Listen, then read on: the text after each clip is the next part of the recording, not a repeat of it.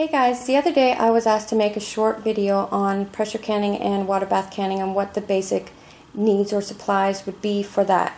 So I thought I would just show you really quickly that you will need some gloves. I know that a lot of people don't show that and it's not part of kits, but it's super important. You're going to need a lid lifter and jar lifters. Those are really important to have, and they do cut down on accidents in the home. Burping your jars. Now these kinds of things, you don't need to run out and get all those kinds of things. You have these in your home. Anything non-metallic will do.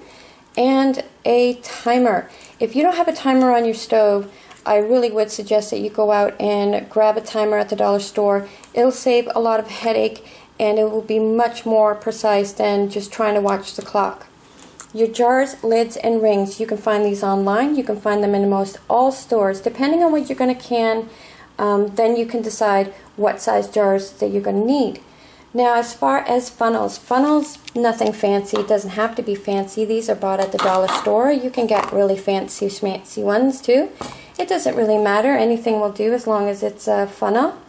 Now as far as water bath canners, you can get these in many different sizes. You can buy them online. You can buy them in most all stores. But sometimes you can buy these canners and they don't have the racks inside. So make sure that when you buy your canner to check inside to make sure they're selling it with the rack, so you don't go home and then you don't have a rack for your canner. As far as pressure canners are concerned, this is a toughie because there are a multitude of canners out there, and the only person that's going to know what's right for themselves is going online and reading reviews for different types of canners, and then you'll be able to figure out which canner suits you best. And if you get them at garage sales and things like that, make sure they have all the parts to them. They should have racks that come with them, and all of the weights, the gauges, everything should be there, so make sure that you pick up all of the pieces.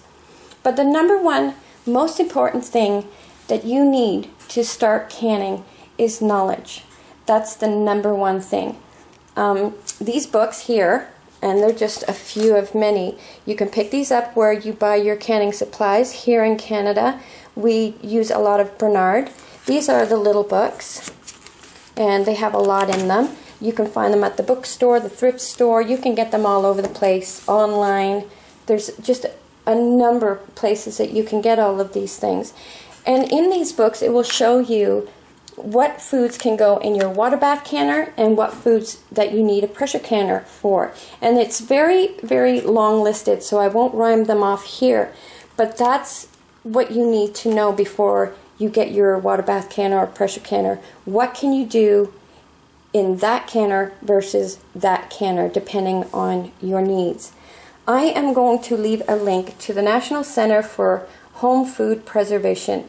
It's a great resource, and I'll leave a link at the Show More box, and I'll also leave a link to the USDA, United States Department of Agriculture. These are great resources. If you can't get the books, those are the sites that I would recommend going to research what you need and find out what you need to do to can safely. Till next time, hey do.